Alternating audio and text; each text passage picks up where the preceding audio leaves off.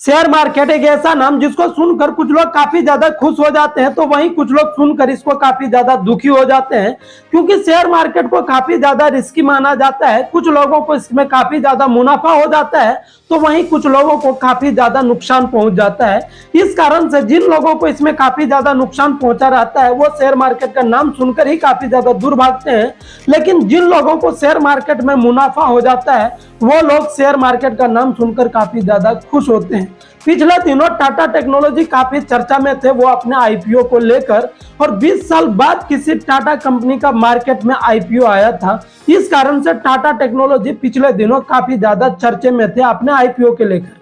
यह आईपीओ क्या होता है, आईपीओ लाने के पीछे किसी कंपनी का क्या मकसद होता है, इसके बारे में हम डिटेल से चर्चा करेंगे इस वीडियो में। तो चलिए हम शुरू करते हैं और आप चर्चा करते हैं कि यह आईपीओ होता क्या है।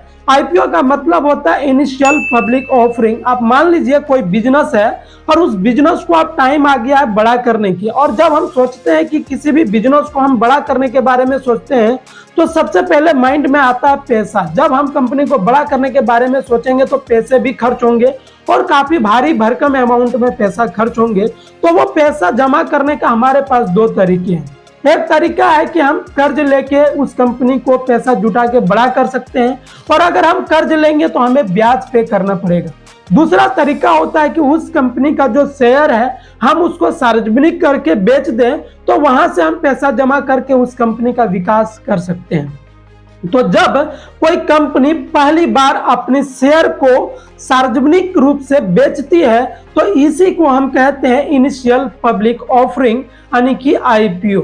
आईपीओ किसी भी कंपनी का पहली बार सार्वजनिक बिक्री होता है। और कोई कंपनी आईपीओ लाने के पीछे का मकसद क्या है, कोई कंपनी आईपीओ क्यों लाता है, तो कोई कंपनी आईपीओ इसलिए लाता है क्योंकि उसको सार्वजनिक रूप से उस कंपनी का विकास करना होता है, और उसको काफी ज्यादा अमाउंट में पैसों की जरूरत होती है।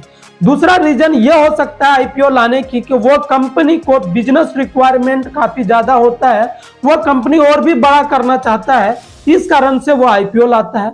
तीसरा इसलिए भी वो आईपीओ लाता है क्योंकि उसको बिजनेस को खर्च मेंटेन करने के लिए पैसों की जरूरत होती है, इस कारण से भी वो कंपनी आईपीओ लाता है।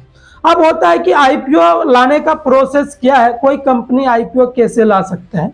कोई कंपनी आईपीओ लाने से पहले सेबी को पूरा जानकारी देता है। सेबी का मतलब होता है securities and exchange board of India को पूरा जानकारी देता है कंपनी के बारे में।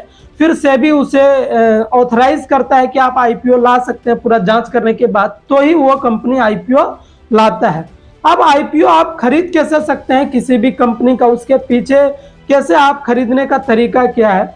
आईपीओ खरीदने से पहले सबसे पहले आपके पास एक डीमैट अकाउंट होना जरूरी है, तो आप आईपीओ खरीद सकते हैं। कोई भी कंपनी अपना आईपीओ 3 से 10 दिनों के लिए खोलता है, उसके साइट पे आप डायरेक्ट जाके आईपीओ खरीद सकते हैं, या ब्रोकेज के लिस्टेड ब्रोकेज के साइट पे जाके आप आईपीओ खरीद सकते हैं। और वो आईपीओ 3 से 10 दिनों के लिए खुलता है, उसके बाद अलॉटमेंट होता है शेयर का, उसके बाद वो कंपनी शेयर मार्केट में लिस्ट हो जाती है। फिर शेयर मार्केट से आप शेयर खरीद सकते हैं और बेच सकते हैं। शेयर मार्केट में जाके जिस कंपनी का आप शेयर खरीदते हैं और बेचते हैं वो सेकेंडरी मार्केट कहलाता है, लेकिन किसी कंपनी का आप डायरेक्ट आईपीओ खरीदते हैं तो वो प्राइमरी मार्केट कहलाता है, और उस कंपनी में आपको डायरेक्ट हिस्सा मिल जाता है। तो ये होता है पूरा आईपीओ। हम आपको आईपीओ खरीदने की सलाह नहीं दे रहे हैं, हम आपको आईपीओ का बारे में आपको बताया है। अगर आपको किसी कंपनी का आईपीओ खरीदना है तो आप इसके एक्सपर्ट से सलाह ले सकते हैं, फिर आप खरीद सकते हैं। अगर आप चैनल पे पहली बार आए हैं तो चैनल को सब्सक्राइब कर लीजिए, क्योंकि इस चैनल पे आपको हर तरह का वीडियो फाइनेंस से रिलेटेड देखने को मिलेगा। और अगर आपको वीडियो अच्छा लगा हो तो लाइक और शेयर जरूर कीजिए। धन्यवाद। जय हिंद, जय भारत।